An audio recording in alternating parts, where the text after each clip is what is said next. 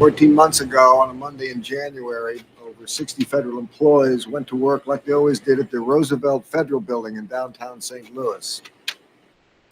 Except on that Monday, they didn't come home. In a truck parked in front was hidden 50 pounds of C4 plastic explosive.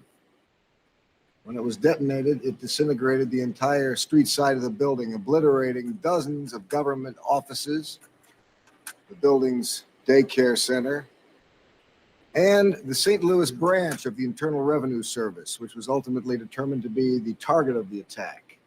The truck was leased by this 33-year-old electrician, Dean Scobie.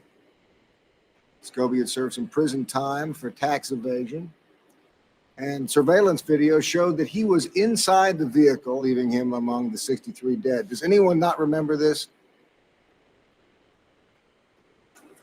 We all remember the results of the investigation. They said Scobie acted alone. One man, no conspirators, right? He cheated the IRS. They caught him at it, so he blew him up. This is a guy who people described as average, friendly. He had been in the Army, but as a radio man.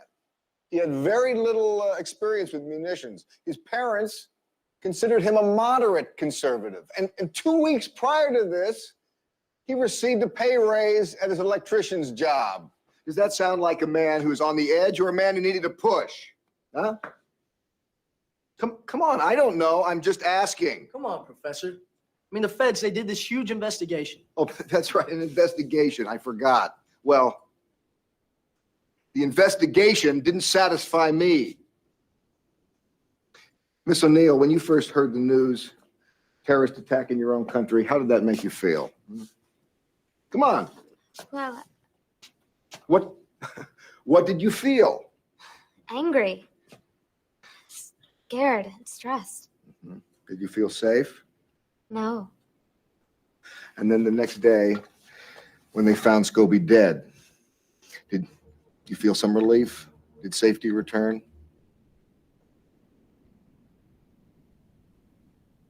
Mm-hmm.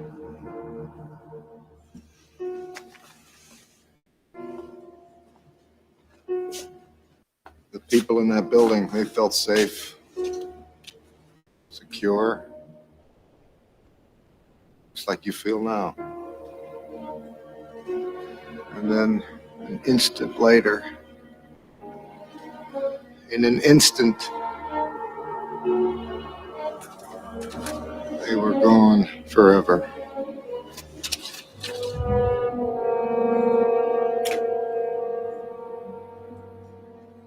We needed to have this man to blame. We don't want others. We want one name, and we want it fast because it gives us our security back. We can say, here was the one man, unlike the rest of us. We named him, and he's no more. And his reasons, they're gone too. But the truth is, we don't know his reasons. We don't know why Scobie did it, why it came to this. We can pretend we do, the 10 grand in taxes, but we don't know. And we'll never know. And still, we feel safe. Because we know his name.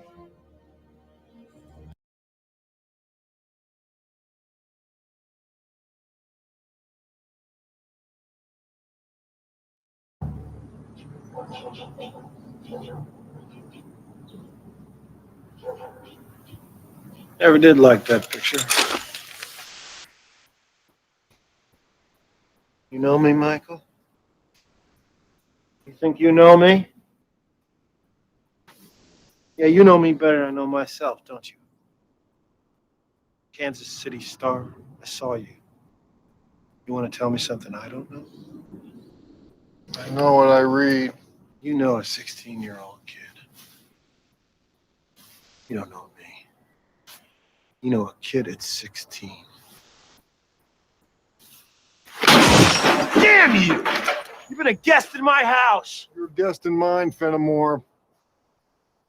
Bill, Will, William, what do I call you? Who the hell you think you are judging me? What gives you the right?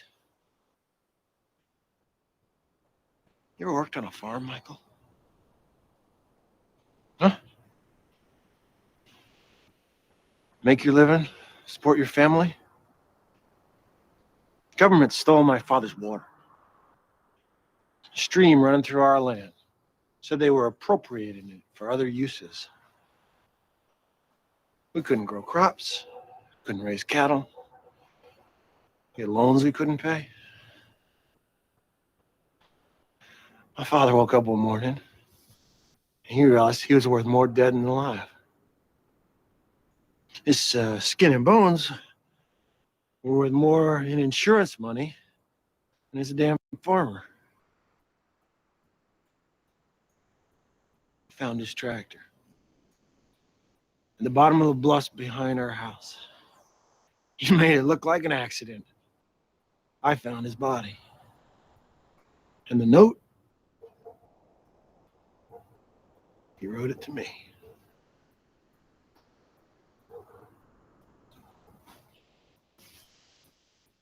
Insurance money paid off what Mom could, but wasn't enough.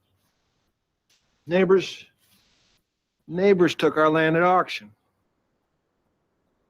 All because some bureaucrat stuck a pin in a map. Some crick in the middle of Kansas. Said we couldn't use our own water. Doesn't give you the right to build a I bomb. was 16. 16! You ever do anything wrong when you were 16?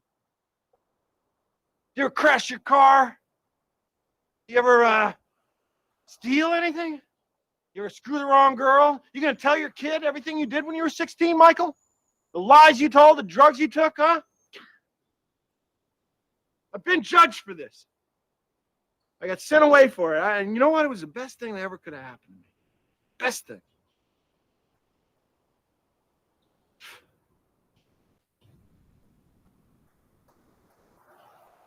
Who's Oliver?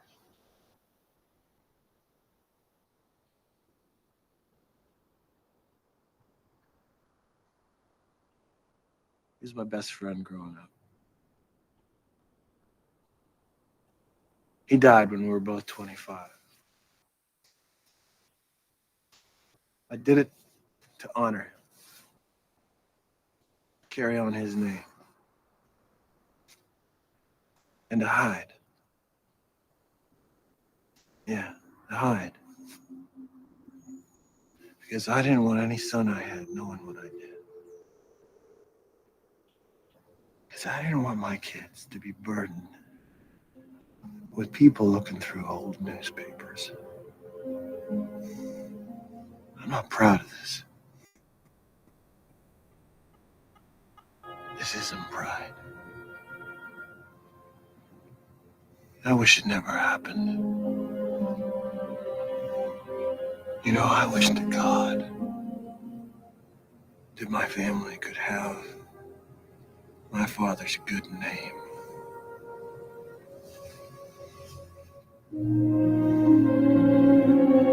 You know, you have a right to know who lives next door, who talks to your kid, who considers himself your friend. But you also have the right, if you have a problem with me, if you have issues with me, you could have the decency to walk across the street and tell me to my face.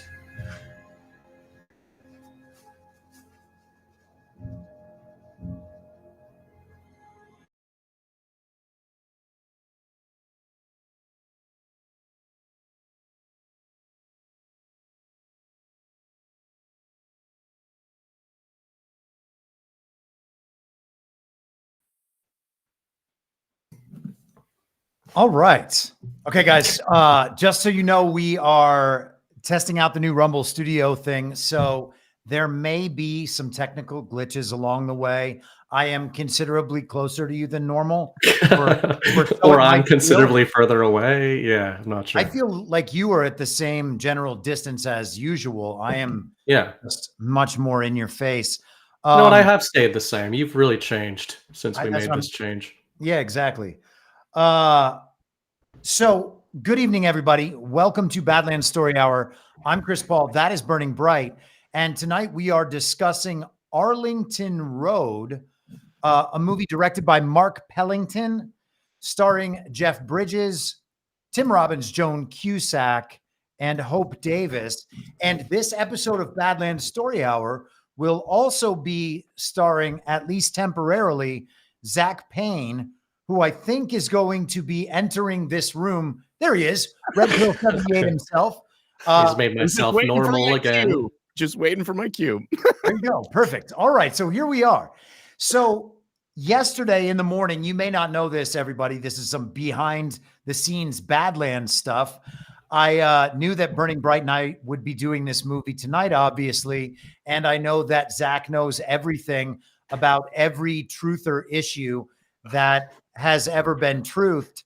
So I figured I could convince Zach and John to do Ruby Ridge last night, an event in America's recent past that had some bearing on this film and in the creative process for this film. So Zach, that was amazing last night. Hopefully some of you in the audience were able to see that. I don't know. Do you want to lead us off by giving us kind of the short version of the Ruby Ridge thing? Sure. And then also another incident that had a major impact creatively on Arlington Road is, of course, the Murrah building bombing, Oklahoma City. We're going to be doing that next week. So this is kind of like a nice little sandwich that we're putting on Badlands in the 7-day period. It's also perfect that we have plausible deniability for anything Zach says, because his entire background and vibe looks like it was purchased at Spencer's Gifts. So that's messed up. I think he has a very attractive set. Thank you. I will have you know this is a museum quality plasma globe. Okay. Does it do that? Does it do the thing where you put your fingers on it? Look at it. Look how big I want it is. that. Mrs. Bright. Mrs. Bright. Put it in the Amazon cart. I want some museum quality dinosaur bones in my house. You know what? I used to have one of those when I was a little kid. We went to the La Brea tar pits when I was very young, and I picked up a saber-toothed tiger tooth. It wasn't real, but I told everybody it was because it looked real enough. Anyways, you know, that's what they do to the archaeologists, is they just plant that stuff before the archaeologists come to the scene.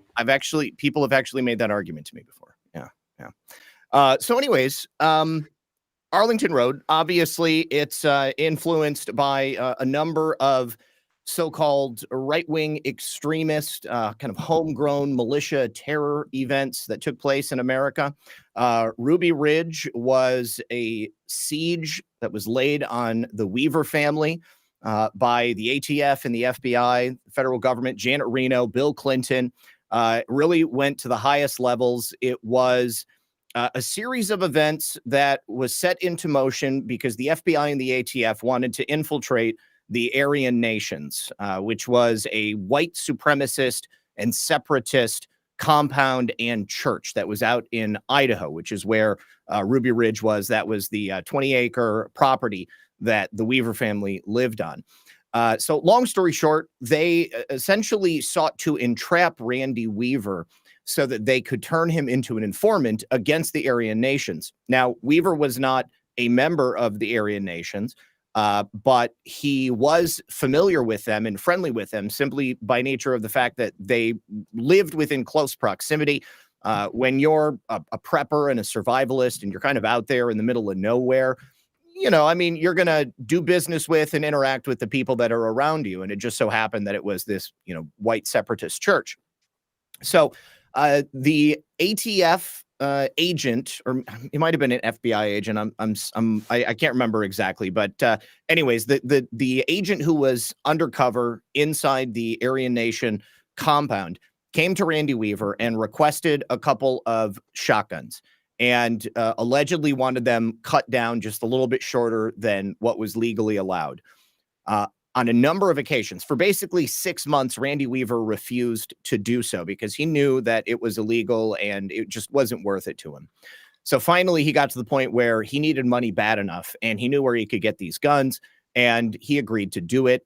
The amount that he sawed off was somewhere between 1/8 of an inch and 2 inches. That amount is in dispute. I've heard differing lengths.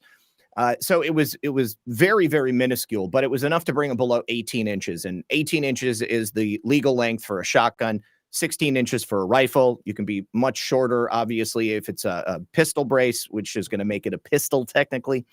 So anyways, they came at him and they said, hey, we're going to charge you with these federal weapons charges, the ATF did. And they said, we can make it all go away if you decide to become an informant and go inside the Aryan nations and give us information. And he was like, no, I'm not going to do that. Like, that's totally dishonest. And you guys just entrapped me. So after a long protracted battle, it eventually led to the FBI and the ATF coming onto his property, killing his son, shooting his wife in the face while she held their 10-month-old child, and left them essentially in the midst of a siege on their property for 11 days. The 3 remaining children, 3 daughters from 10 months old up until, I believe, 16, and Randy Weaver, and a young man by the name of Kevin Harris that was staying with them, who was also injured by the agents that came onto their property. They had to basically hunker down inside their little cabin for 11 days as the body of the mother, Vicky Weaver, rotted directly in front of them. 10-month-old baby, trying to get comfort from mother's dead body. It was just absolutely abhorrent what happened to them. And, there was it's a huge story, but it really kicked off kind of the modern day right-wing militia separatist movement. Like, it existed, but it gained steam and also a level of notoriety, because when the American public learned what had been done to the Weaver family, it was obvious that none of it should have ever happened. They were totally outside of the bounds of engagement and the way that they were supposed to behave. They came onto their property without announcing themselves. First of all, they definitely entrapped Randy Weaver. And at the end of the day, it was a lot of bad publicity for Janet Reno and for Bill Clinton, and certainly for the FBI and the ATF. So Zach, I was looking at the Ruby Ridge thing, and it was in August of 92. So it was before Clinton had been elected, though he and Janet Reno ended up overseeing the thing, throughout the trial period and whatever.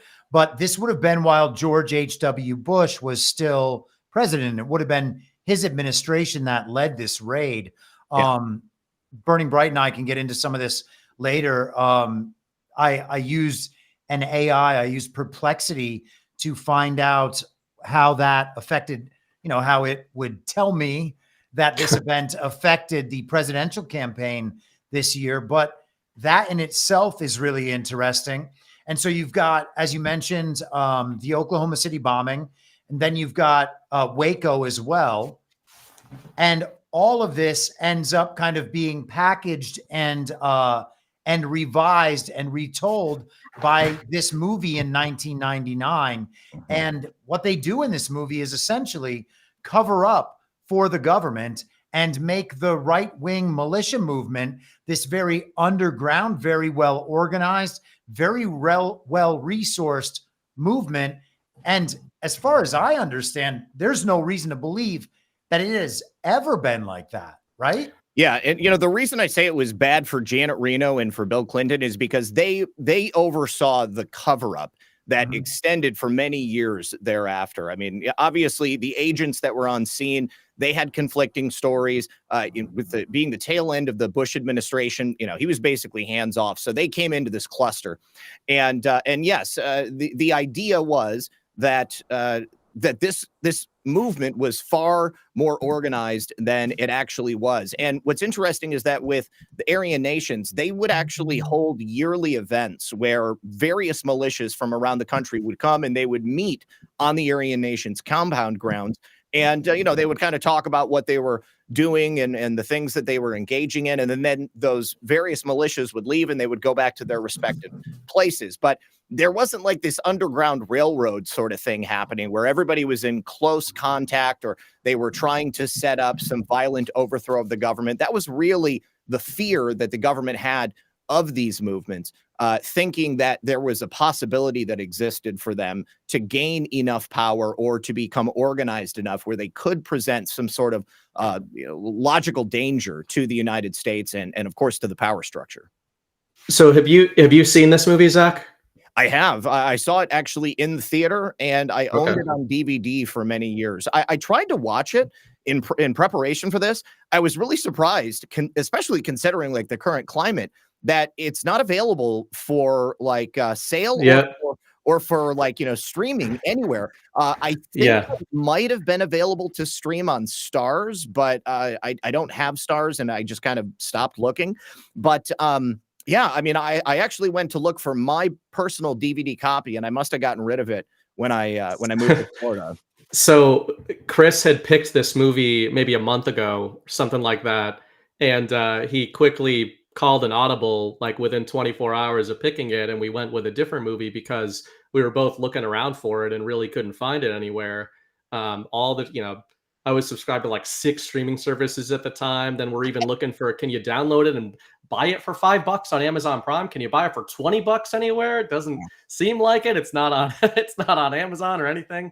But to Chris's point, just with the what we often do with the movies we pick, I mean, some of them are more like macro concept or philosophical concept, whatever. This one's obviously much more immediately, obviously relevant to this community. Yeah. But where I often start with these movies is, what do I think is the intention of the storyteller, right? War of stories. We're in an info war. The entertainment industrial complex is just a different arm of the media industrial complex. So we usually assume that the intention is not good, although we've had discussions where I certainly think it's possible that well-meaning people get their scripts through the system. And I like the way you framed it, Chris, because I was kind of looking for the first half of this movie. I was like, man, what's the angle here in terms of what's the deep state angle of this movie? Because I was like, all right, as it was going, I'm sort of like, no lies detected. I mean, they're sort of showing you, not only is Michael, Jeff Bridges' character, explaining fairly accurately how lone wolf gunmen are set up and how all of this stuff works and how the government looks for a scapegoat and everything. I'm like, all right, they're leaving out one important piece of the puzzle, which is intel agency involvement. Mm-hmm. But I'm like, I was still surprised at how honest they were being. But ultimately, I agree with what you said, Chris. What they're doing here is it's the classic case of a limited hangout, and it's a pretty well done limited hangout where they go almost all the way to the red door. They basically tell you the mechanisms and template for how somebody not only gets involved in extremist behavior, but entrapped and framed for extremist behavior. It's just that it's those super organized militia groups that you got to watch out for, guys, because it turns out if any of you really discerning members of the audience do have questions about Oklahoma City or Ruby Ridge, you're right to, but it wasn't the feds. It was actually those dastardly white supremacists and Marxists and whoever, maybe MAGA these days, the J6 people, like they're really smart, especially like the QAnon crowd. They're really well researched. So they could make it look like this. They could actually make it look, they're so advanced, they can make it look like the FBI framed somebody. And that's sort of, I think, what they're trying to do with this one. I also thought that it was interesting that, Jeff Bridges at the very beginning, when he's talking about, how they found the one guy and they didn't bother to look any farther because it was really about the servicing the greater good, right? Just keeping the American people placated, making them believe that everything was going to be okay because we've identified the guy. It made me think about the Oklahoma City bombing. And I'm sure you guys remember, John Doe #2 just completely disappeared. It ended up being, it was just Timothy McVeigh and this other person that had been seen with him, even though we had video, even though there were sketches that were released. It turns out he didn't exist at all. And they laid all of the blame on Timothy McVeigh. And then, of course, Terry Nichols got roped in and they had to make him pay because he had some tangential connection.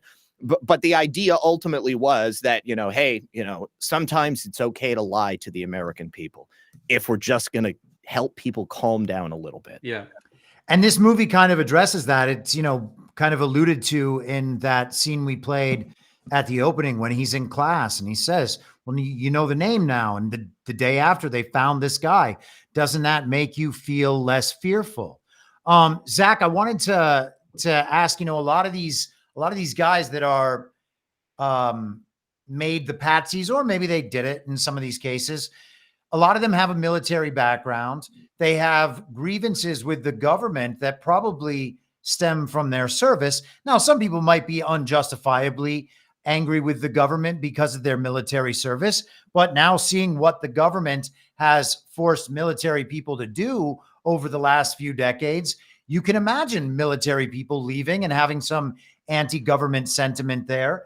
These end up being kind of easy targets for the government to then take and make patsies. And I have to wonder if maybe there was something else kind of culturally going on at the time that would make these people who, was he a Vietnam vet? Were these people, was that the era of military that they would have been involved in? Yeah. So Randy Weaver was a Green Beret. He joined during Vietnam in 1966, as soon as he turned 18, and then he left in 1968, and that's when he and Vicky met. He didn't actually see any combat. Okay. But you see, because Randy Weaver had the military training, obviously he is somebody that they can say, okay, we have a healthy distrust of this guy, because if anybody was going to have the discipline to do something, it might be him. Now, I tend to think that Randy's targeting had more to do with his proximity to the Aryan nations. Mm-hmm. He was very open about his distrust of the government. Vicky also wrote letters, like just, a lot of letters to public officials, basically telling them that, they were, the whore of Babylon and that the world was ending, and that if they didn't repent, then that was going to be it. And, she was kind of an apocalyptic person. But I tend to think that Randy was just in the right place at the right time, and there was an opportunistic angle because of his training. You look at somebody like Timothy McVeigh, and they point to his military training as, the reason why perhaps he had the abilities that he had. But again, they also conveniently leave out any potential connections to intel agencies. I'm sure you guys are aware that in Timothy McVeigh's final years, he wrote letters to his sister saying that specifically he had been trained by the CIA, and that the entire operation at the Murrah building was a CIA operation. There's all kinds of stories about what was in the basement of the Murrah building, and I'll talk about that next week. But, I think more often than not, someone's military status, number one, it's easier to scapegoat them, because you can say, oh, PTSD, he had these horrible experiences, he was angry at the government because of what he had to do for his country. But it also allows for a real world opportunity for indoctrination into some sort of clandestine service like this. For specifically in Timothy McVeigh's experience, he was tasked to go into the various compounds and militias that he had entered into, and to make the relationships that he did. And certainly I believe he was tasked with the Murrah building bombing. But I don't think that Timothy McVeigh actually had like any specific anger at the United States. I believe that he thought he was serving his country as a patriot, because he was doing this for an intel agency. Wow. And then you have people like, there have been a number of shooters that were military or former military, and they specifically had been telling people that they were hearing voices in their heads. That's a common theme that you end up hearing. And, you have to ask yourself, are they being targeted from afar with those voices in their heads? Was something done to them while they were in the service, when they were perhaps, put under, when they were maybe, doped up on something, and they ended up going through some sort of training without their knowledge? I really do think that it just makes them an easy target. And the United States government essentially owns you once you sign up for that kind of thing. Right. So I think they can justify it that way. Zach, how long do we have you for? Just a couple more minutes, right? Yeah, I've got 3 more minutes, and then I'm going to come back at 10. Oh, cool. Okay, so maybe we can hold it then, because I want to talk about what the government's reaction would be to people choosing to live that kind of lifestyle, just out there on your own, living off the land, bartering, just raising a family the way you want to raise your family without the rules of society. I mean, are you able these days to, you've got to register your children when they're born. You have to send them off to school, or they can essentially be taken from you. I mean, we are in a very, very weird place in terms of the government's ability to influence exactly how people want to live their lives. Because if you want to, as Burning Bright and Just Human say, defect from the system, if you want to do it in an extreme way where you own your property and that is you and your life, this is what you do, they really try not to make that possible anymore. I have so many thoughts on that, and I look forward to talking about it when we get back. But excellent stuff, guys. I will see you in 30 minutes. All right, wonderful. Okay, thank you. One of the things that Zach just said there, talking about the Timothy McVeigh. I wonder if Zach knows he has to take himself out. I do. Something else popped up in front of me. So When he said Timothy McVeigh, claimed involvement with the CIA, there's so many levels to that and layers to it. One of the notes I'd written down in this movie was the best psyops, or the best false flags, which often are actual false flags mixed with false stories, false psyops. They've got a lot of truth, a lot of actuals, as I often call them. And then it's just the story that's told about those actuals where things go off the rails, and it gives the establishment the story that they're looking for. And something like CIA involvement, it's so ubiquitous with cases like these from Ruby Ridge. Like, every generation doesn't just have one. They've got multiple versions of these. Ruby Ridge is obviously one. Oklahoma City bombing. Mm-hmm. This movie made me think of the Boston bombings, the marathon bombings, a lot. It wasn't the same setup and everything, but specifically in terms of, there are claims made by people that are blamed for these sort of terrorist strikes, where people involved in them, or that the government claims are involved in these strikes, say the CIA was involved, the FBI was involved, intel agencies are involved. InfoWars comes out with a bunch of shit saying the FBI was conducting training exercises, right? Those things can be true, but it's almost become such a cliche that I feel like the establishment and the intel agencies, they've leaned into that branding because there's so much fiction about it. And it's sort of become, that's why a lot of people don't like the Alex Joneses of the world, because it's become so cartoonish to be like, it was the feds, they were doing a training exercise, right? That may be entirely true. That's what they want you to think. Yeah. Well, and that's what I mean, is that can all be exactly true. But if it's talked about in this bombastic manner, the CIA and the CNN, which isn't all that dissimilar, they're sort of like, oh, here we go. It was the CIA, right? And the reason it made me think of the Boston bombings is I was like 3 people removed from just knowing people around that situation, not people involved in it, but the Tsarnaev brothers, who were accused and perhaps carried out the Boston bombings, they were actually fighters. They were training in Dorchester.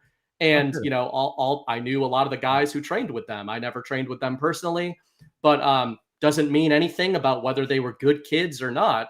But one of the fascinating things in the fallout of the Boston bombings is the Tsarnaev parents went on CNN, and they were, Eastern European, whatever they were. And they said, my son was training.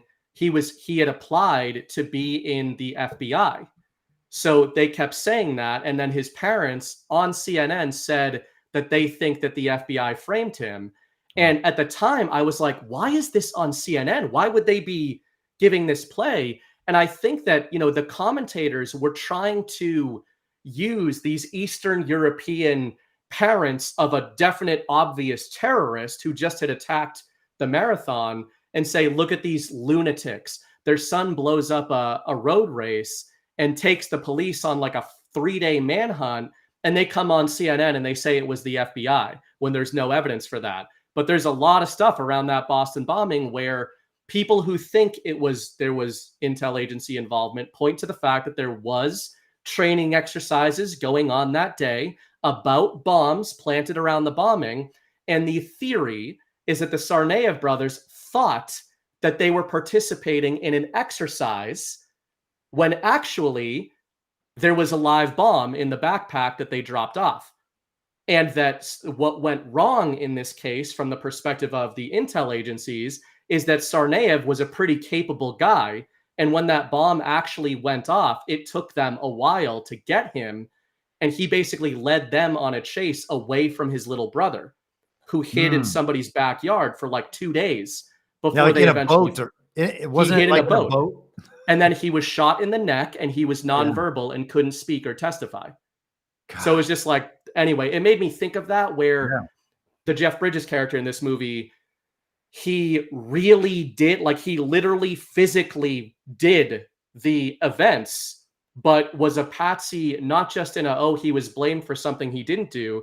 The most effective patsies are people who actually carry out the strike that they don't know that they're carrying out. Interesting. I'm going to have to think about that. The patsies that carry out the strike they don't know they're carrying out. And I guess that's what we have at the end of Arlington I mean, Road. he literally does drive a bomb into the building, and he doesn't detonate it, but he effectively delivers a weapon of mass destruction to this building. So the theory is that the most effective versions of this, the intel agencies then can, or whoever is in charge, the terrorist organization, can say, well, I don't know, they've got all this plausible deniability because all of the facts leading up to the detonation are true. You did have this guy acting erratically. You did have him driving around and claiming that there was a conspiracy and that he was trying to stop it and everything. And it reminded me of the Tsarnaev brothers, where he was making calls and he was saying, they set me up, and they're like, oh, look at this paranoid, like, lunatic. He was clearly losing his mind and pulled off this bombing of the marathon. But maybe it wasn't that way. Maybe he figured out that he thought he was being interviewed for a job at the FBI, and he was. It just was not a job that he probably would have taken if he had known what it was.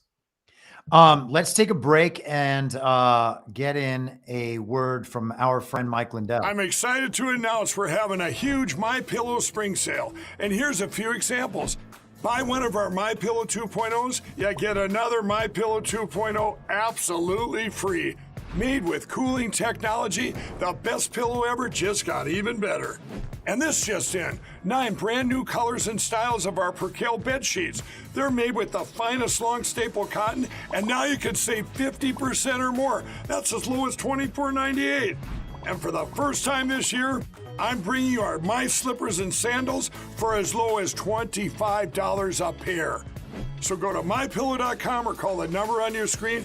Use your promo code to get your MyPillow 2.0s. Buy one, get one free. Percale sheets as low as $24.98. My Slippers and Sandals as low as $25 a pair.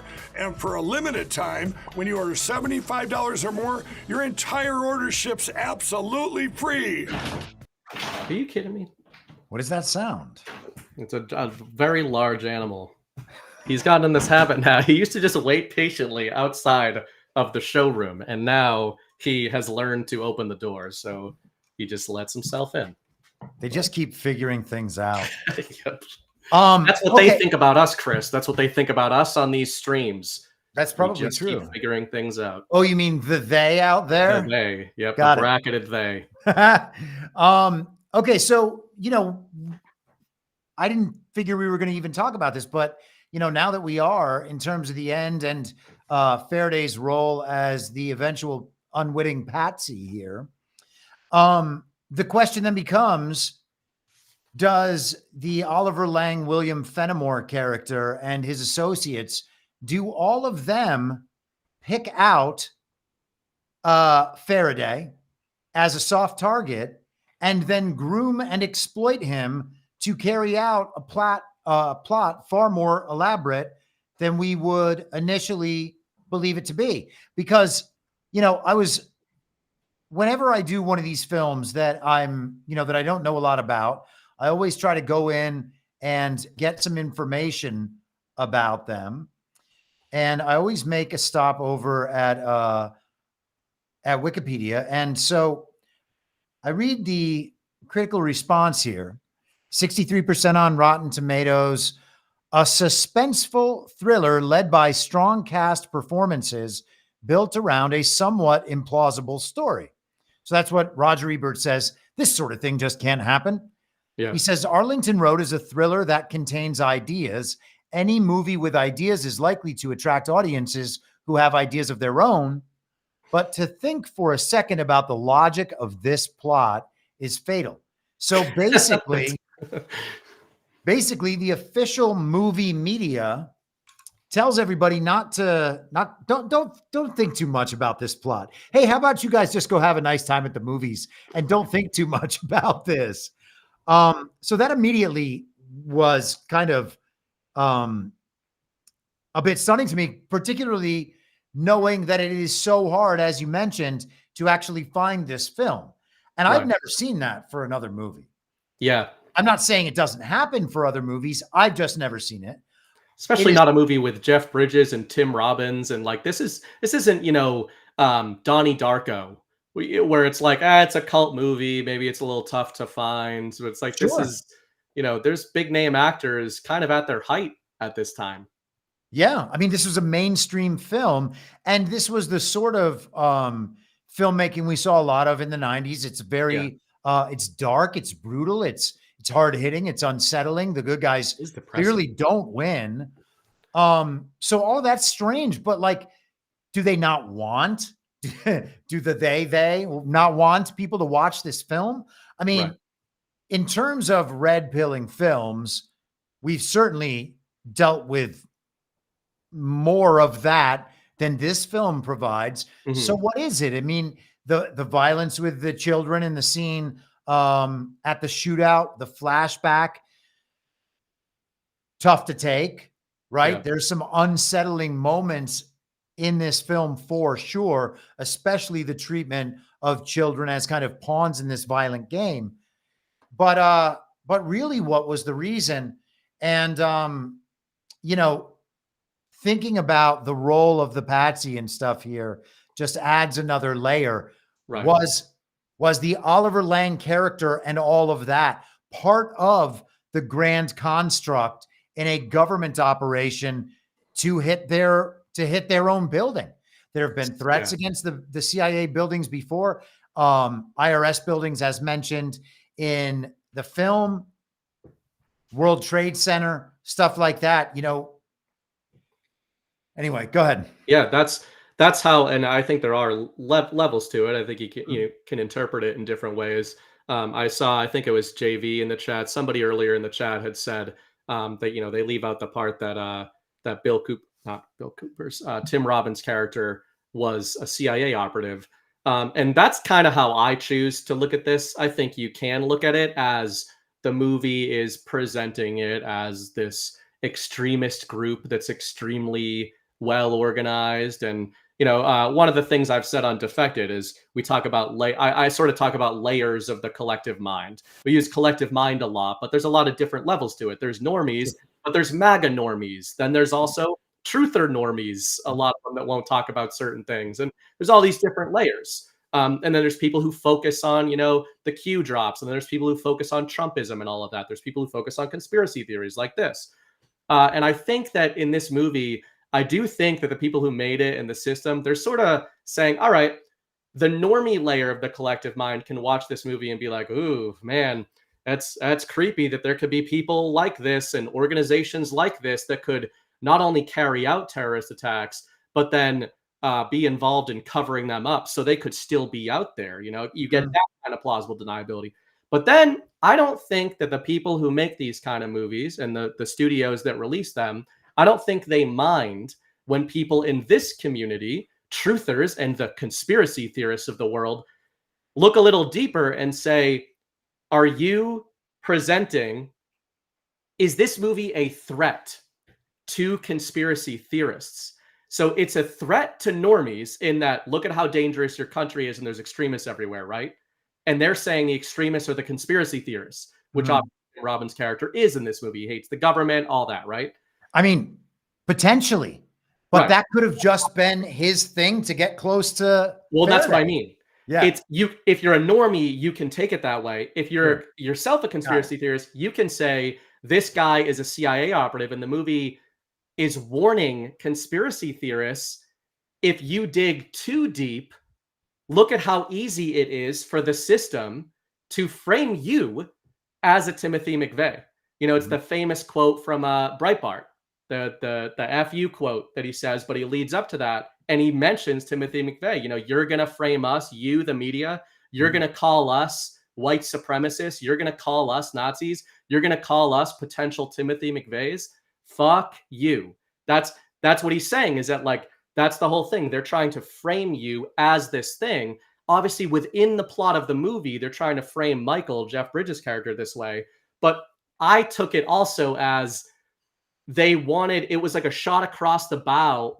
Yeah, shot across the bow in the late 90s to people who didn't believe in the Ruby Ridge story and who didn't believe in the Oklahoma City bombing story, and saying, well, you could be like Michael here in this movie who's telling everybody about how this stuff works, and maybe a series of events happens that makes it look like you're one of these people.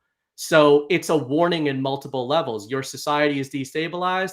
Oh, and if you do see through the matrix, we're going to make you into a Timothy McVeigh.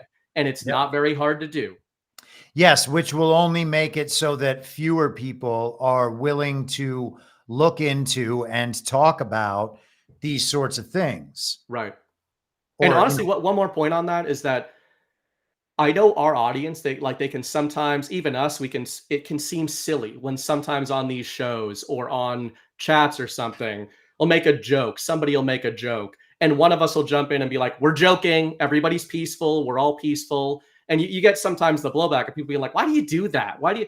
This is why, right? This because that's why we say more than we even need to about we're all peaceful people. We want peaceful transitions of power. We believe in the rule of law because this is the way the world works. It all depends on who is conducting investigations. It all depends on who is writing stories. And all they need is clips from you, and they can frame you in many different ways. Well, now they have AI and they can create. True. I mean, just the fact that we are consistently filmed this way means that they can read our facial features, the way our mouth moves when we speak. I don't know if they're able to see biometrics this way, but they probably can. They can certainly take our voices and repurpose those.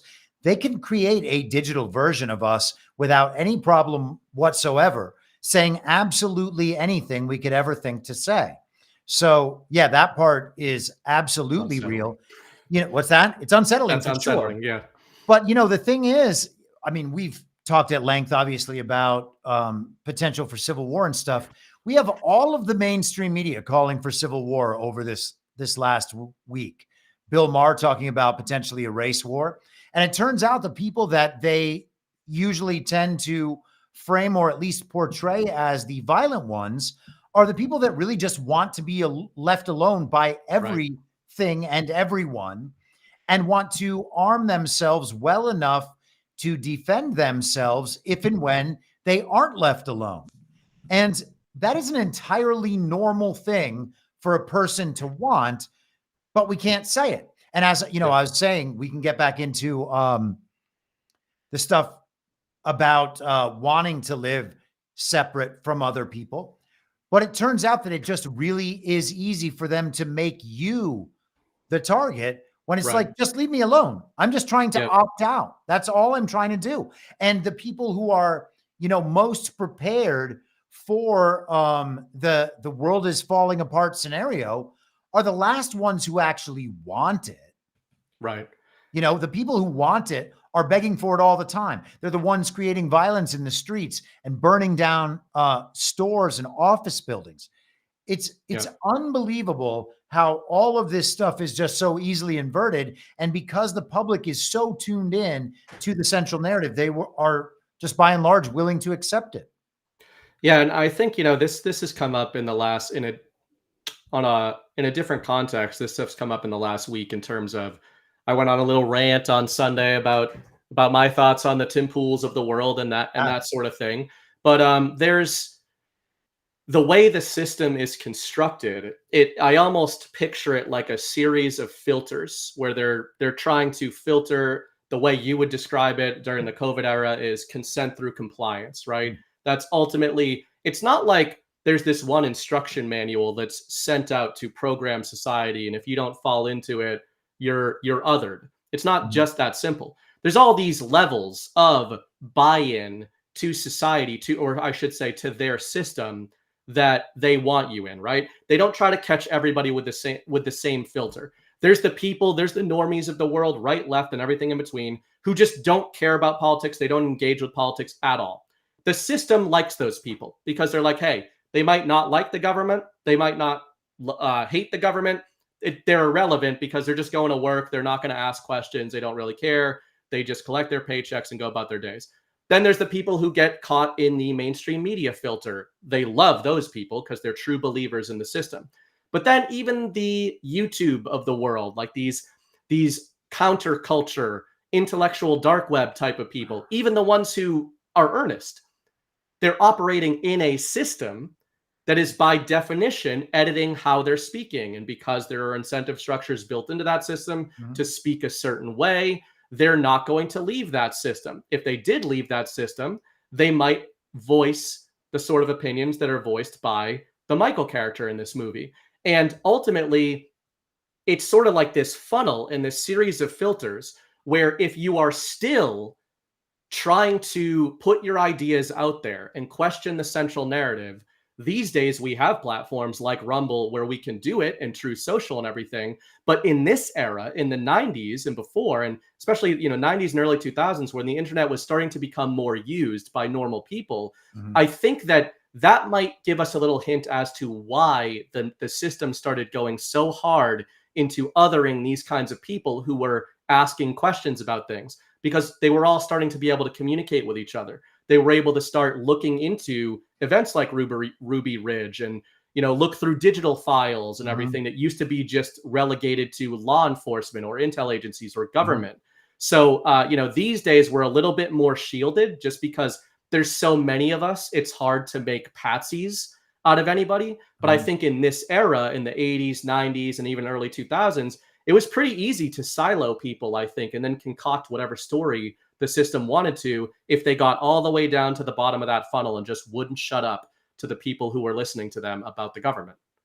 Yeah. I mean, and that's a very interesting point about how there's too many of us now, but when that happens, they simply switch programs to the one that they are visibly running now, which is to suggest that Donald Trump is Hitler, to suggest that all of us are Nazis, to suggest that we are going to provoke a civil war or a race war, so that when they allow Donald Trump to win this fall and to take power with a fully uniparty government down ballot and at the local level in order to subvert him, then he becomes the dictator because he is the populist with the people behind him.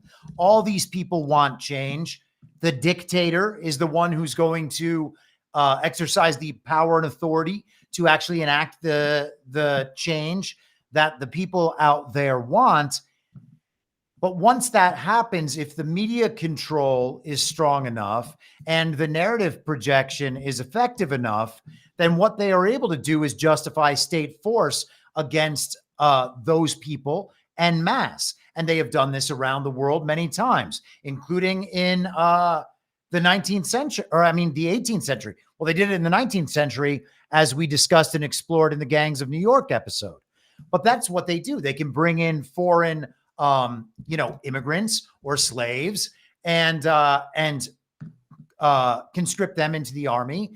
They can bring in now UN peacekeeping missions or a NATO force or whatever it might be. Now, I'm not saying these things are going to happen. I think that we are probably going to effectively avoid these things, but that is where the program switches from picking people off individually. Oh, this person is a dangerous radical and extremist spreading this dangerous radical anti-government message. Hey, everybody's spreading an anti-government message these days, guys. I'm not sure if you've realized it yet or not, but that's what happens when everyone can see right through the bullshit and understand that the government's illegitimate.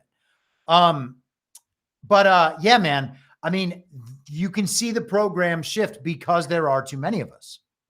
Yeah, and when you say there's all these people who are against the government these days, it's it the government is a story, right? It's why we Sure. kind of interchange. We use the word government almost interchangeably with system, and I often call it the system of systems, Mhm. and that's truly what it is. I think you made a good point about thinking that the way that they're framing things, the way the system and the central narrative is trying to frame us these days is as a group. They can no longer pretend that we're just these random people that they would brand as extremists. We're this tiny minority of people who engage in hate speech or whatever the hell they want to say. Mhm. Now they have to acknowledge. We saw this months ago, actually, even before the increasing clown show that is Biden, even before the Trump conviction and all of that. We've commented on the media starting to change their stance from projecting an obvious Biden win in November to acknowledging that Trump has the mandate of the people. Now, what bearing does that have on what results they tell us about in November? I kind of leave to the side. When the Rachel Maddows of the world are trotting that stuff out there, when they're doing that backpedaling, I don't necessarily think it's because they're afraid that they might not be able to steal the next election. I think the system is fairly confident that they can do whatever they need to do. What I think they're acknowledging there, that's a positive thing in a white pill, is that they know that if they do that or when they do that, they still don't have the mandate, and the public mandate is orders of magnitude turned against them even more than it was in November 2020. So I think the reason you'd think, well, why are they putting these narratives out there? Why sort of preemptively destabilize their own sort of rulership in 2025 if they steal the next election again? And I think it's because they're doing what you just said. They're trying to brainwash whoever's left buying into the central narrative. Call that 20, 30% of the American population. That's still a lot of people, right? That's 100 million people. And they're trying to get them to think that, okay, we're not going to tell you anymore that the MAGA and the far right extreme is this small little minority of the country. Now we're changing our branding and saying they actually might even be the majority. And one of the problems, we've seen headlines recently where they've said democracy is the problem now. Now it's actually a problem that there are so many of them, but they're not like you and me, dear viewer. These extremists have been brainwashed by the cult of personality that is Donald Trump. And it's why, like you said, they brand him as an analog to Hitler. They don't try to say that the German people were against Hitler. The story that is told is that Hitler got the public mandate of the majority of Germans, and he brainwashed them essentially. So now that's the story. They're moving us. That's the Overton's goalpost, where it's retreat. But it is a more dangerous story that they're telling, because if the system is threatened, but it's telling everybody that you're the minority, that's what they were doing in 2020. When the system is threatened this time, but they're saying, no, we're acknowledging that you're the majority, that system is by definition signaling that it's a lot more desperate this time, which means that it might not come out and try to say that we even won this election fair and square. It might come out this time and just say, yeah, we're not going to let him back in, because these are extremists, even if they voted for him. That may well be true.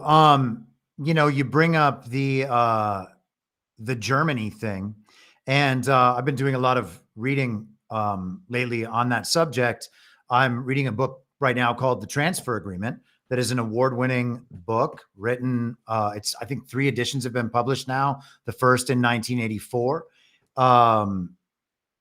It is written by a Jewish man, a Zionist, and it describes an agreement between the Zionists and the Nazis prior to what are referred to as the atrocities of the period. This is in the early 1930s. And, it's shocking to see a lot of the words on the page.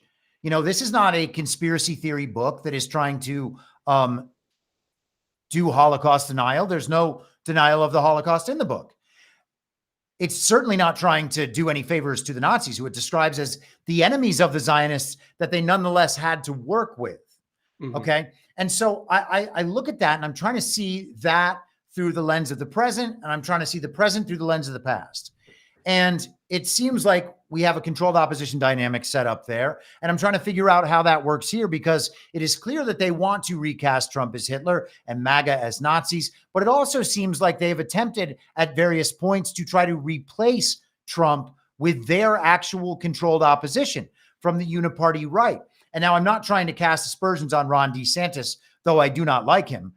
I wonder if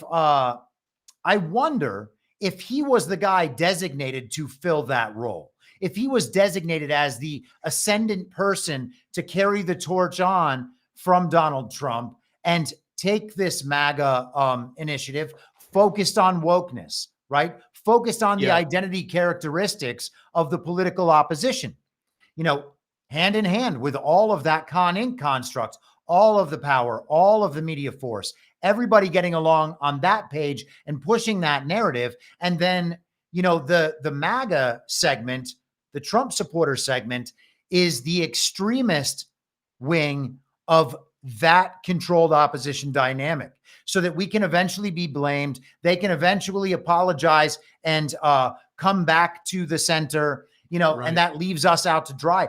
I think that the Ron op might have already blasted a massive hole in their ability to accomplish that. And I hope that I am reading that correctly. Obviously, I'm not sure I am. This is a working theory, but I hope that that's correct. Yeah, and we talked about the Ron stuff quite a bit last year. Obviously, Kyle is the one on Badlands who most often brings up kayfabian terminology, and I think it's interesting to look at. And Ron was probably one of the most earnestly argued about examples of that.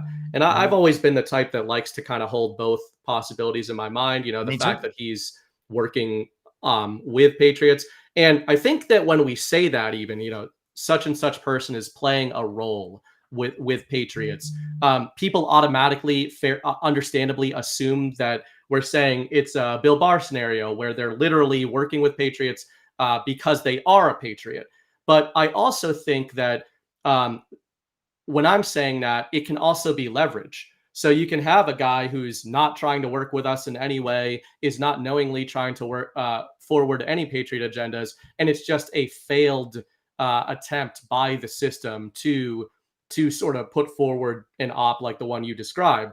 But if it's from their framing, from the globalist systems framing, but even if Ron was working with us, it still doesn't mean he has to be a good guy. There's capitulation. We've seen strings cut. Right. There's all the Q terminology. And we know that people take deals, right? So some of the people on the right side of the equation, they may have taken deals to go through their own humiliation rituals. And the reason for me, what I tend to look for is, again, it's a tired refrain, but it's the net effects. I always just look at, all right, well, there were some things DeSantis that was doing during his sort of rise in the zeitgeist that were net effect positive overall, that we still gave side eye to because we were wondering, is he trying to take on all this cultural energy and then rug pull the MAGA movement? But obviously, it's actually one of the most encouraging things about that Ron op is that either way you read it, even if you read it as the enemy op, what it showed was that MAGA has, while they don't get into a lot of the stuff that sort of the Badlands community does, they have kind of graduated to the point where they don't conflate themselves with Republicans at large. And that was not the case even in 2020. It's one of the things as former liberals that I've said a lot of people voted for Donald Trump by accident. And I think a lot of those people needed to learn that over the last few years, which I think is why he spent his first term targeting Democrats because it was easy. It was a low-hanging fruit. He has spent this second term, Donald Trump that is, targeting rhinos and Con Inc. Okay, welcome back, Zach. You joined us at an inopportune moment because we actually have to, we're going to take one of these Rumble ads. I've never done this before, so wish me luck. Good luck. Thank you. Yeah, what timing, Zach? Make sure you hit the thing in the back end. Well, now it didn't work. Hit the thing in the back end. Clip it out. Put it in the ad. I don't know what oh, yes. I do know what hit the thing in the back end means. It says I can't perform this campaign. So I guess I'm not going to. Jeez. John What can figure this one out on the fly when I let him know about that. Our handler. Okay, so before we get into some of the family stuff that we mentioned before Zach took off, I want to kind of backtrack to what we were talking about a few minutes ago and how these ideas are seeded and germinated, and communicate what I know of the process in getting these sorts of films made in Hollywood. So you would have a writer assigned to write this script, and the writer would pitch an idea to the producers. They would say, okay, go off and write that. They would pay for the first draft. The first draft would come in. The producers would give notes. Whoa. There it goes. Okay. You can do There it. it goes. Now I'm reading an ad. Hey, guys, it's time to say goodbye to Starbucks and hello to Rumble's 1775 coffee. Unlike other brands, this is a coffee that backs free speech and is unapologetic about it. Visit 1775coffee.com. Use the promo code STUDIO to get 15% off. The coffee comes in medium and dark roasts. It also comes in pea berry, which is similar to Kona coffee. In other words, this stuff is premium. Click the link in the live chat or the description. You can also go directly to 1775coffee.com and use the promo code STUDIO to get 15% off today. Yeah, anybody who's in the live chat, you can see a cute little link just came up there for you to click if you want to go straight to the sponsor. Wow. So that's pretty nifty. This is very exciting. Very exciting. Okay. It's a brand new world, Chris. It is. Yes, I would sing, but my voice is a little tired today. So you would the writer would hand a draft into the producers would give notes, the writer would go back for another draft, and that usually goes 3 drafts and then a polish. And so during this time, the writer might be based in red pilled and wanting to communicate a certain thing. And then the studio would be looking out for other interests. The producers would be looking out for other interests. The agent from CAA or William Morris Endeavor or one of these other talent agencies would be right next to the writer when they go in to the producers for the notes meeting. So there are many, it's not that many people are writing it, although sometimes there are teams, but there are many people making sure about what can be said, how things can be handled, and how they cannot be handled. And then you also have, rather than saying, I think the government's probably not going to like us talking about this or portraying this way in the film, they'll have a focus group or they'll have a survey that says, the general public just doesn't want to see things like this right now. And so they're able to kind of massage the story in the way they need it to be presented so that the interests are maintained and preserved and that nothing is really handled too directly, while also then giving the creative mind the ability to tell the story they want to tell. They're ultimately the ones who figure out the solutions in the narrative. And this applies directly to what we see in the fake news and then in the kind of commentariat as well. So anyhow. Just to kind of piggyback on that, I'm not so certain what exactly happened during the production of this movie, but I can tell you that after it was completed, it was taken to the head of the studio that was set to release it. And he was like, we cannot put this film out based upon the subject matter. They were like, this is just too dark. It's going to hit home. We need to bury it. We need to release it straight to DVD. And so the people who actually made it, they took it and they shopped it around and they actually got somebody else to buy it. I think it might have been Screen Gems that ended up releasing it eventually.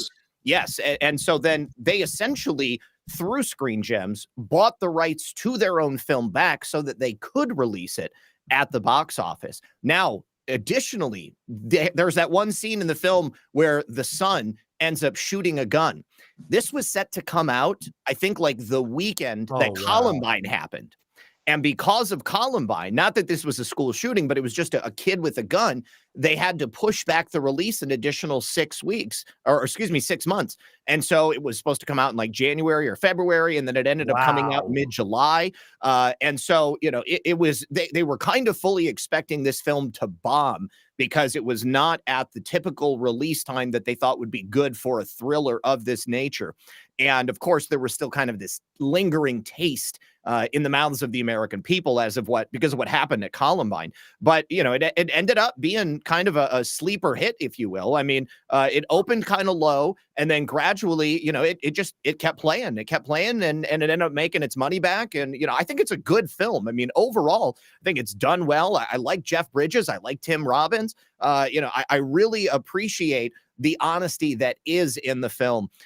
But at the same time, I also appreciate it for what it doesn't say, because I feel like that's just as illuminating. Man, that is really something, the relationship between the movies that are released and the events that happen in the real world. What was it? The Batman, was that Burning Bright, the Batman? I mean, obviously you both know the shooting in Colorado. Oh yeah, the Dark Knight. Yeah, the Dark Knight shooting. Yeah. The coordination in these things is just unbelievable. It is one of the things that people leave out with how The Dark Knight took over the zeitgeist. I mean, it's considered an American classic, a modern classic as a movie. That's one layer to it. You had not only Heath Ledger's performance, but you have the inextricable tragedy and death of Heath Ledger leading up to it under strange circumstances. And then you have the Dark Knight shooting with a guy with, green hair or red hair or whatever it was. Yeah. So he it was allegedly somebody sort of inspired by Heath Ledger's Joker. That was what a lot of the media framing was. So, it's very dark to look at it that way, but certainly don't leave anything leave anything out with these people or leave anything to chance. It's not only that they can have these sort of terror campaigns and terrorist attacks on American people, false flags, but they actually got to the point with The Dark Knight where they can wrap that right up into a ad campaign. They can wrap it up into sort of the viral campaign of that movie, that there was this sort of power to the movie of, are you going to go see it? A whole theater full of people got killed for going to see this movie, and Heath Ledger died making this movie, and it really created this sort of living myth of that film. Well, in addition, the shooter himself, there were differing reports on the ground, of who was actually doing the shooting. I mean, there were reports initially that multiple shooters were there. People were apparently wearing like SWAT gear or, flak jackets and stuff like that. Obviously, he was mentally disturbed. He was on a number of different psychotropic medications. He had a psychiatrist, as so many of these shooters often do. And he didn't look like the Joker. They kept trying to say that he was trying to emulate the Joker. I mean, if anything, he was more like the Riddler, but even that didn't really fit. He was just a guy who colored his hair and was just kind of acting weird. So that just didn't pan out really in the way that I think they were hoping it would. Hey, Zach, I want to bring up this bit about how Ruby Ridge affected that campaign, because I feel like this might spark some memories. I don't know if you had a chance to read through it when I sent it earlier. I'm going to share this, and hopefully I'm able to properly make this happen. Well, it's in night mode now, so maybe it's a little hard for people to see. I hope that's not the case. But so Bill Clinton's 1992 presidential campaign impacted by Ruby Ridge standoff in the following ways. This is Perplexity AI, guys, by the way.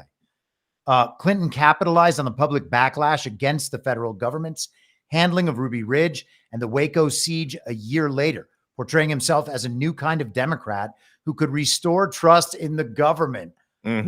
Fantastic.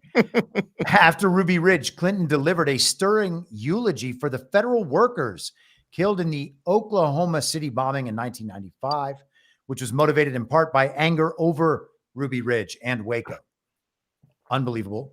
Clinton embraced some of the public policy recommendations from Dick Morris in 95 to preempt Republican attacks and appeal to the middle class, such as supporting tougher crime laws and limiting welfare benefits. This political stuff, the political stuff is just nonsense. Let's skip down here. So it occurred after Clinton had secured the nomination. Public backlash over the government's handling of the standoff influenced Clinton's positioning and rhetoric in the general election campaign and into his presidency as he sought to restore faith in the government. And so Perot was running at this. Perot was in the 92 campaign as well, Yes. right? Yes, Okay. he was. Yes. Okay. So go ahead, take over. Well, so Perot really was the outsider candidate, and he had a lot of momentum. And, if I'm not mistaken, someone came and threatened Ross Perot and basically told him that he needed to drop out. And of course, that wasn't enough to secure a second term for George H.W. Bush. But Bill Clinton positioning himself as this sort of reform candidate when it was Ross Perot who was the Reform Party, I don't think that there was any mistake happening there. I mean, it was definitely him capitalizing on America's desire for something along those lines.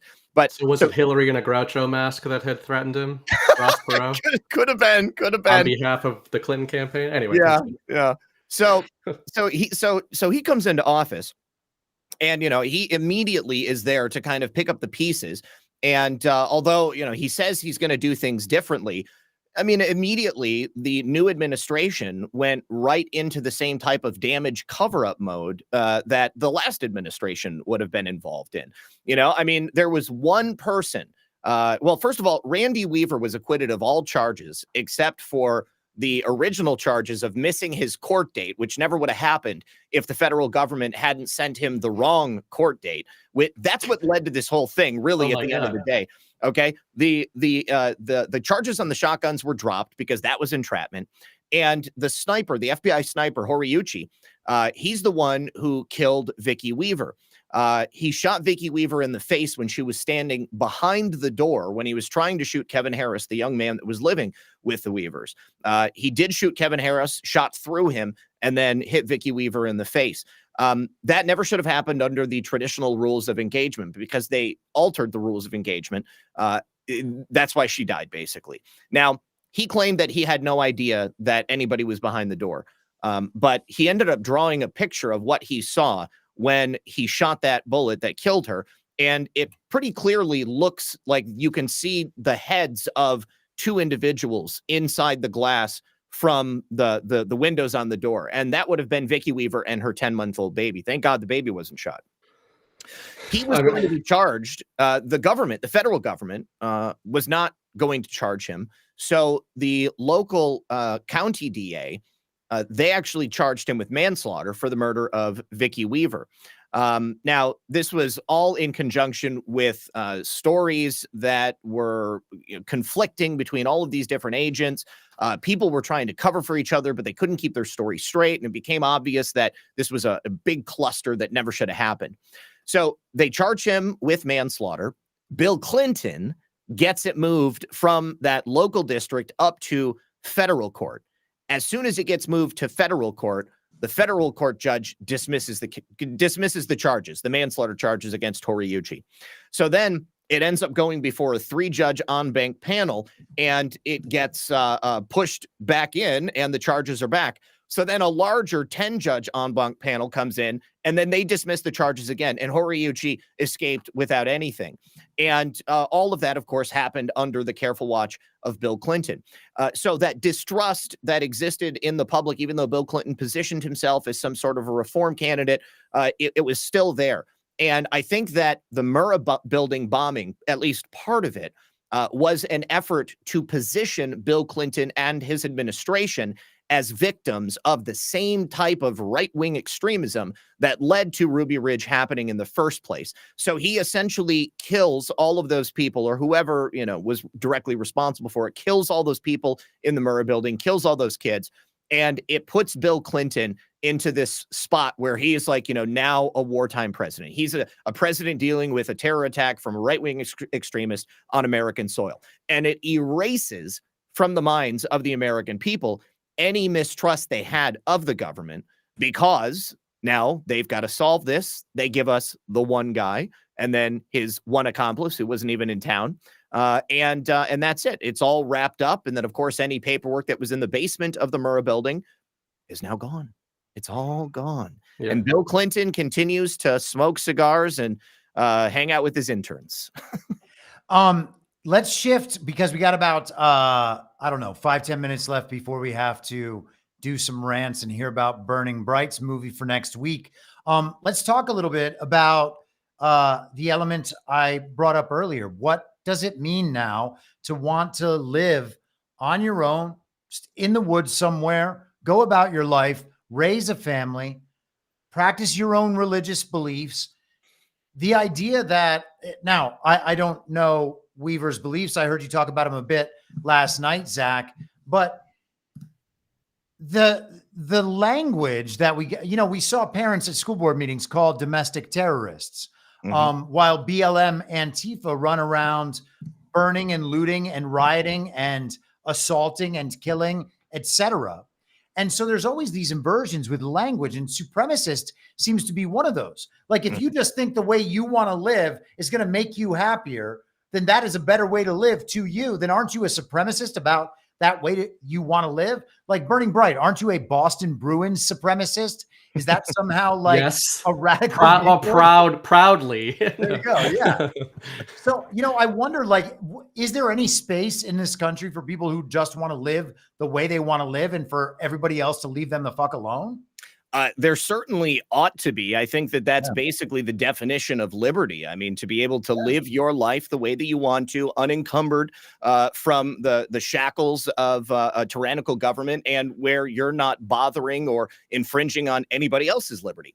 But that, my friends, is the most dangerous attitude as far as the government is concerned, because what that does is show other people that it is possible to live outside of the boundaries of this sort of box that they've placed us in.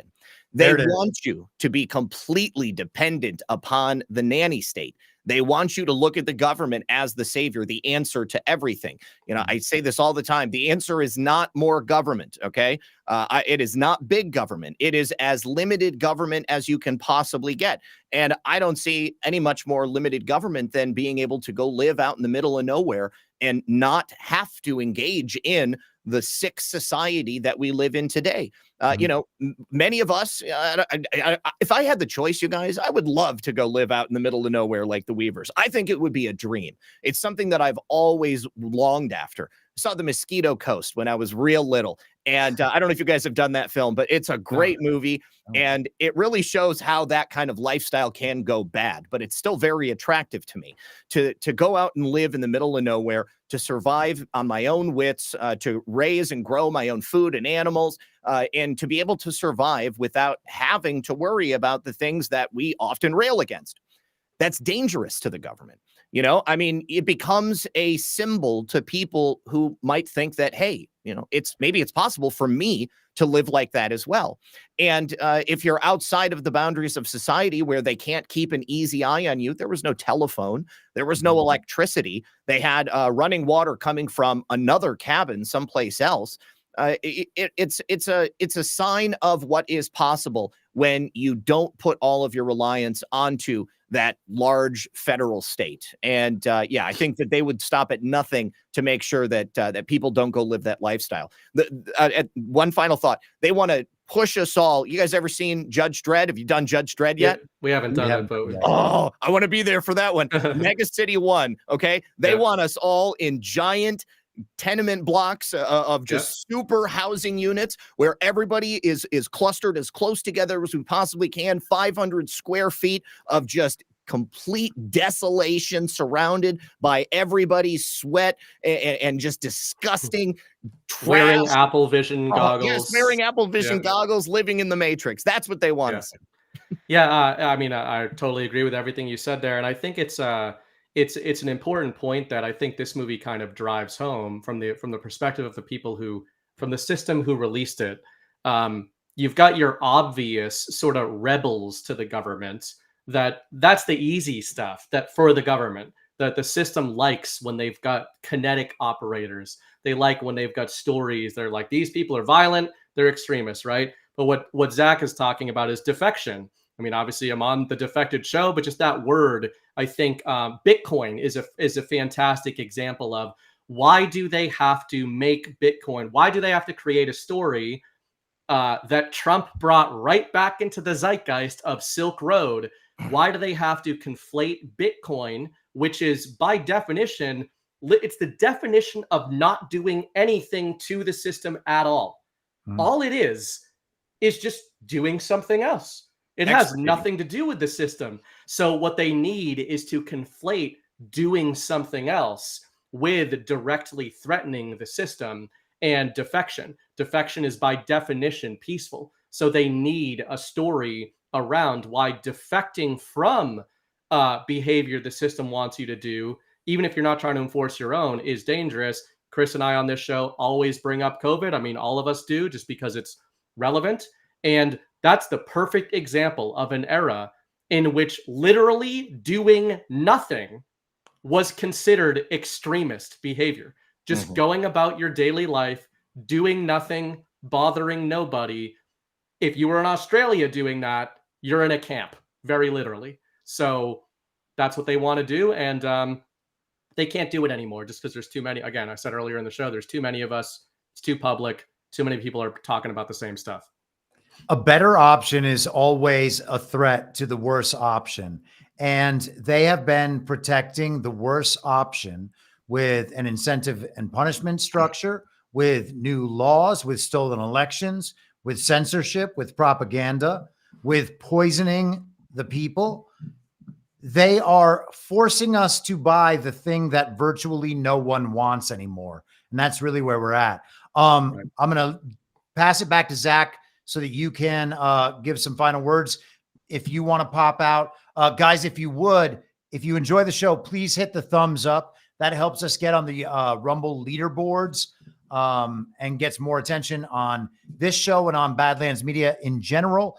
Also, after the show, head on over to the Badlands shop. It is at badlandsmedia.tv/shop. You can get everyday household items, unique gifts for that special someone. Skip the big box stores. Check out all of the pro-America patriotic brands over in the Badlands shop, badlandsmedia.tv/shop. Zach, let us have it. Well, I just want to say thank you very much for having me, guys. It's been a lot of fun. We got to do more shows together. I really enjoyed this, and I would love to join you anytime that you guys are doing something that I know something about, which, you know. Look at him. We do 1775 coffee, and he wants to be on every show from now on. We're on Baseless. Me and Chris are coming on Baseless every Monday. No, it's great. It's we should start doing it, having different Badlanders who like phone a friend, like a celebrity movie selection that we all do. I think that's a great idea. I've got a huge movie collection, and it's only just like 1/10 of what it used to be. Like I said, I got rid of so much stuff when I moved here to Florida, but I still have a lot. I got my own channel too, guys. So if you want to follow me and hear what I have to say, I'm live Monday through Thursday at 5 p.m. Eastern, and then Fridays and Saturdays at 9 p.m. Eastern. I know there's also Badlands shows on there at that time, but you can watch them later on when they're not live. Anyways, regardless, I just really had a great time talking with you guys. It's been I'm sure nobody watching this show knows you, Zach, and none of them. Oh, you never know. I mean, Zach, we'll have to have you back for Judge Dredd or Mosquito Coast, which I've never seen. Oh my God, yes, you're gonna love it. You're gonna love it. All right, awesome. Great to see you, man. Thank you so much for your knowledge. All right, thank you for having me. We'll see you guys. Yes, sir. Peace. All right, guys. So coming up after this is Eye of the Storm. Stick around on Badlands Media for that. And we got some Rumble rants burning bright. Yes, I have to apologize to the audience here. Just being honest, I normally have an app that is collecting all of the rants. We're trying out this Rumble Studio thing, and it had all of the rants in there. And then the earlier ones have disappeared. Okay, let me see if I can find them. I've had the chat open, so I'll. Yeah. Scroll all the way to the top, maybe. Yeah. Okay. So Earth Garden Living for $10 says Ruby Ridge occurred 1 year after I was red pilled. I was 27 with 4 children living in Northwest Montana. Ruby Ridge ushered in U.S. overt tyranny. Sam Weaver, age 15, was shot in the back. Yeah. Disgusting. Yeah. Ja 34, $2. I'm interested in you doing a show about the AI movie The creator, I have not heard of that. I will look it Saw up. it recently. Oh, nice. Earth Yeah. Garden Living Again for $10. Ruby Ridge happened when the CIA had indicted whistleblower Colonel James Bo Gritz, who exposed Bush Sr. and government elites for trafficking drugs in Burma, now known as Myanmar, which has been a global proxy state up until a few years ago for a very long time. His book, A Nation Betrayed, that is Colonel James Bo Gritz, Gritz, A Nation Betrayed, very interesting. Lee Walden, $2. Ahoy, guys. I was 100 yards from the finish line at the Boston bombing. I was lucky I left about an hour before the event. That said, something didn't seem right. Quincy went lockdown too. Yeah. Yeah, they were also conditioning Bostonians to let the police into your home because don't you want to protect the city? My college roommate was in the town where the Tsarnaev brothers were found. Nuts. The real JJ14, $1. Zach's dressed like he had to dip out and hit the corner to get his hose in line. Well, strong call right there. I cannot comment about whether or not Zach was doing that. He was. But yes, he looks great as always. I hope that's what you meant. Mary G. Rumbles, $5. Great show. Thank you very much. We're scrolling. We're almost at the end. I got the last one. We are at the end. Real JJ 14 sent a buck over. Oh wait, no, Mary G. Rumbles was the last one. Okay, cool. So guys, please hit that thumbs up. Burning Bright's got a boost. Then he's got his movie. Then we are out of here. All right, the boost is for $217 to Badlands Story Hour, submitted yesterday from a fan to all of Badlands. Well, you addressed it to me and Chris, so that's what we're going with on the record. He said we don't have to read all of this. It's a long one. We very much appreciate it, but I'll read a little bit here. Wanted to support the show, specifically Gangs of New York. TPDTB knew what they were doing before we did. By the time the good guys figured it out, we were behind in the fight. We started after being punched. This episode should resonate with everyone who's paying just a little attention. To the current news. There's nothing new under the sun, it appears. I've shared it with another forum and my sister, and we'll start asking everyone I know. Thanks again, both of you and everyone at Badlands. And then he said, the know-nothings makes me think of deplorables, which it absolutely did. Yeah, the Gangs of New York episode, I think, might have been our best, but extremely generous, 217 bucks there. Thank you very much. Let me test out my share screen here to just see if it works. Okay. Is it working? There we go. Our movie for next week is Frequency, starring Dennis Quaid and Jim Caviezel. I loved this movie when I was a teenager. It was like one of my favorite movies. I don't know if it will hold up. It's about time travel, gets timey-wimey, should be interesting, but I really picked it because Dennis Quaid is back in the news. He very publicly endorsed Donald Trump last week, and I thought it was interesting. This was the first movie I thought of because he's co-starring in it with Jim Caviezel, another very open Trump supporter and sort of allegedly based guy. I think it's considered a very underrated movie. It does some pretty interesting things with time in terms of causality, and the premise is essentially a father who is able to, or a son in the future who's able to communicate with the father he never met in the past. And they're both trying to solve the same murder through time. So awesome. I'm ready for it. I've never seen this movie, so this will be exciting. Okay. Well, I think that John Harold's going to try to raid us into the Eye of the Storm broadcast. It's happening. It's really happening. I guess that means we're done. I don't know what it means. I guess we're done. It means you guys can click the join button to go over there. Yeah, you guys click the join button and Burning Bright and I will be done. So we will see you next week for Frequency starring Dennis Quaid and Jim Caviezel. Thank you all very much for watching.